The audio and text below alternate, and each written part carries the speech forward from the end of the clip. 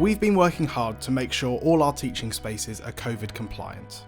Always follow the one-way systems and respect the priority signage that is in place.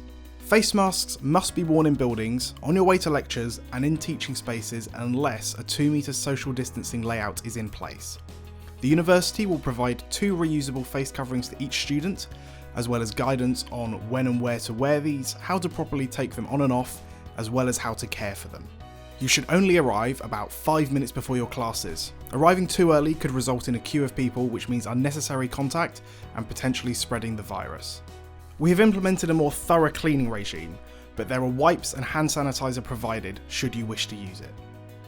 It is important to ensure that we don't leave any empty available seats in the middle of our spaces, so please fill in every seat from the furthest point from the entrance door as you arrive. The stickers on the desks indicate where to sit to ensure 2 metre social distancing. The lecturer will also have a transparent screen in front of them to protect everyone in the room. When you're in our lecture spaces or during teaching activities, we encourage you to bring a bottle of water, but any other food or drink is prohibited. Should you need to leave the room at any point, you must put on your face covering and stand up to indicate to your neighbours that you are planning to leave the room.